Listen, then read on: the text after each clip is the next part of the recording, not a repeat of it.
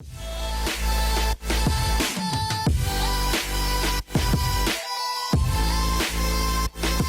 you ever have the honour of watching Best play? Yeah. I can. The funny thing is that when you think of George Best slaloming past defenders, giving goalkeepers the eye, and cheekily putting it in the other corner, and you think, oh dear, not again. You almost become, you almost take for granted the genius. But the thing I always remember is the athleticism. It was before I became a journalist, so it must have been around the early 70s. And I lived in Manchester, and I used to go to City one week and United the next. It was a great era because you had Lawbest and Charlton and Crerand at United, and you had Lee, Bell, Summerby, and my favourite player, Neil Young, at Manchester City. So it was a great time to be a football fan in Manchester. And I was standing at what we used to call the scoreboard end. It's the end opposite the Stretford end. And they were playing Liverpool. And I was standing about halfway up this terrace. And Liverpool got a corner. So, and they had the biggest centre-half, very good player, Ron Yeats, Scott. And he came up for the corner. And a further problem for Manchester United, who had nobody probably who could, even Bill Foulkes probably couldn't quite compete physically with Ron Yeats when he was attacking the ball. It was, he was a force of nature, they call him now. And the corner was being taken by a lad called Peter Thompson, a winger. Good right foot. He was a left wing, but he had a very good right foot, and he was taking the corner on his right foot. So you knew the ball was going to be on the proverbial sixpence, 2.5 pence to you. And sure enough, the corner came over, and it was about to drop just ahead of the centre spot. And Yeats, I swear, I saw the neck muscles tense as he prepared to head this ball in the net. And just as he was about to head it, and bear in mind, Yeats was 6'6", is 6'6", and he was a good jump. He had a spring as well. So he must have been, I don't know, 10, 11 feet off the ground. And just as he's about to head the ball past Alex Stepney, this Liverpool were in white, so this red shirt comes up, heads the ball, and I think it almost reached the halfway line. And Yeats can't believe it, that he's not even got a header on it. That was George Best. And George was what, 5'8", 9 probably. And, slim. He was probably about half the magnitude of Ron Yeats, and he'd outjumped him and headed the ball. Not just got something on it, headed it, well, maybe not to the halfway line, but headed it out of danger. So athleticism, tackling, he could tackle, sometimes naughty, but that was and I'm afraid that was those were the rules of the day. He had fantastic physical ability and athleticism. But on top of that, of course, what he's remembered for is the magic, the cheekiness, the arrogance that came with genius. And he was a genius. I mean, the best, I didn't ever see Pele, but in the flesh.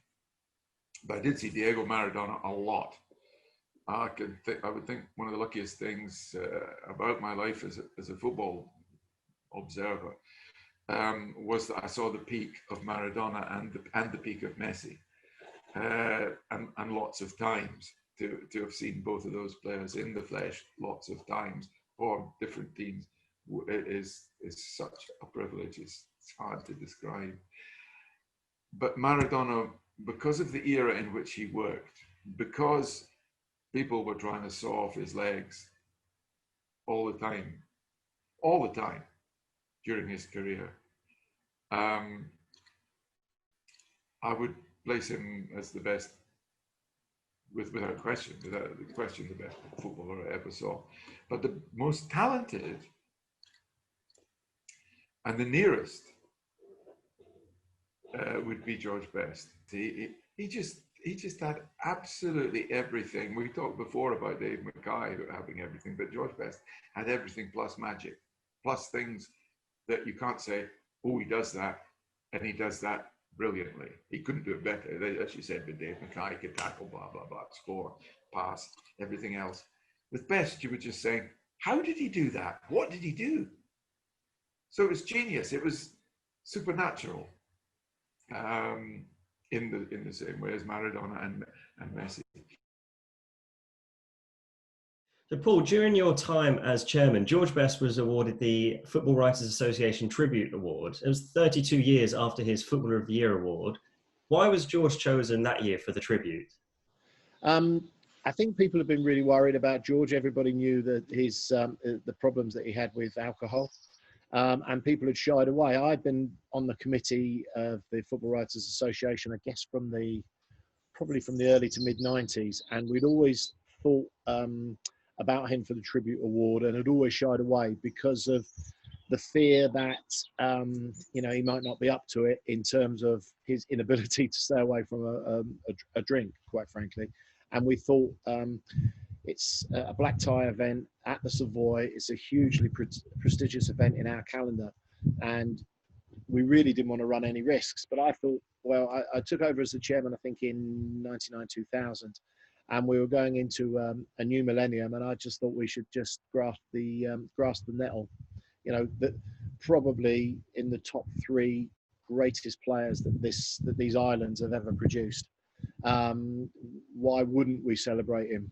I have to say that decision looked a little bit dubious in the November. We had the tribute dinner in January, and it looked very dubious in November, because George was a guest speaker at one of our awards in the North, the Northern Managers Football Awards.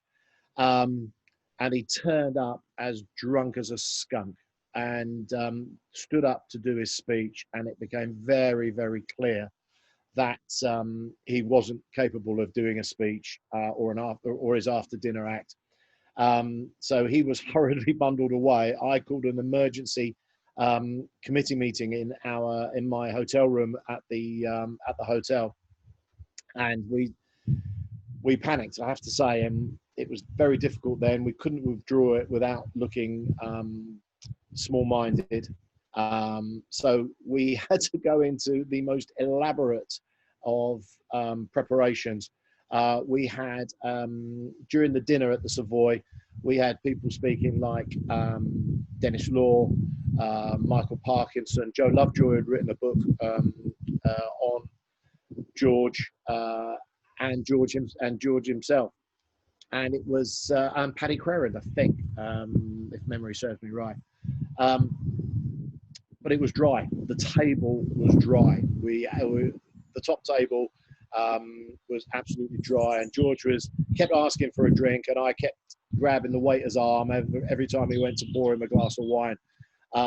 Basically, until all the formalities were over and George had done his speech, and he went down an absolute storm. I have to say, Michael Parkinson interviewed him on stage, and all the other guests came up, and it worked out absolutely brilliantly. But I have to say, I suspect it was one of the most nervous nights of my life, hoping that it would go well. In the end, as soon as he finished, we thought, okay, so we gave him a bottle of Chablis. He, Michael Parkinson, his wife at the time, disappeared off, and the rest of the people just enjoyed the rest of the night. But it was very, very touch and go.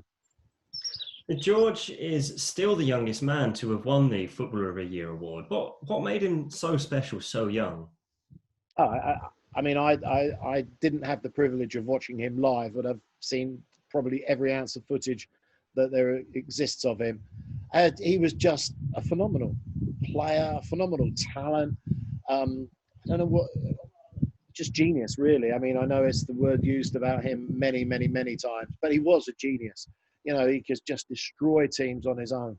You go back to the 1968 European Cup final and the build up, semi-final and the final. He was just unplayable. And in that team with Bobby Charlton, Brian Kidd at the time, and that great Manchester United team that had been rebuilt by Sir Matt Busby, he was absolutely at the centre of it. I mean, you couldn't argue that if you were to say to me, George Best is the greatest player these islands have ever produced, I couldn't argue. I wouldn't argue. I don't think there's too many people who would argue.